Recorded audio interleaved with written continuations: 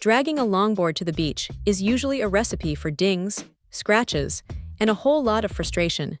But this bag seems to have a pretty clever way of handling that. When you first pick it up, the first thing you notice is the weight. It's not some flimsy piece of fabric that's going to tear the moment it brushes against a door frame. There's a solid 5 millimeters of foam padding tucked inside, which is exactly what you want when you're tossing your board into the back of a truck or navigating a crowded parking lot.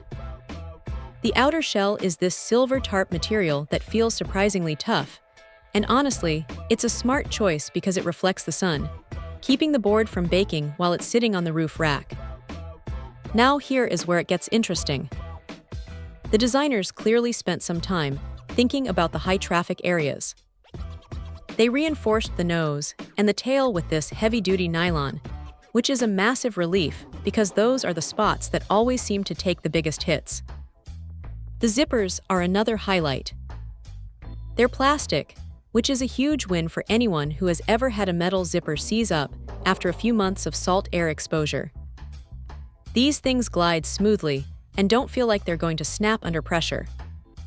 Carrying a 9-foot board is never going to be effortless, but the shoulder strap setup makes it manageable. It's adjustable, and the way it attaches to the bag feels secure, so you aren't constantly worrying about it slipping off your shoulder mid-stride. The padded handle is a nice touch, too, especially for those longer walks from the car to the brake. One feature that's actually quite handy is the dedicated slot for the center fin at the tail. It's a small detail, but it saves you from having to fumble around with a separate fin bag or risking losing it in the sand. If there is one thing to nitpick, it's that the bag is definitely built for protection over portability.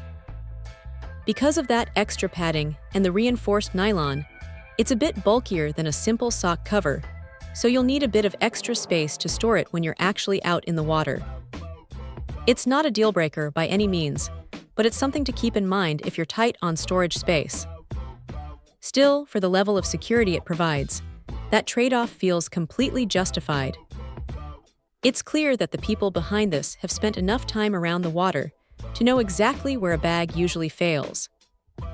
It's a solid, no-nonsense piece of gear that does exactly what it promises without any unnecessary fluff.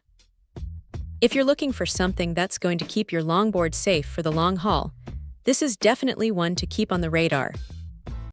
Check out the video description for updated price. And thank you for watching this video.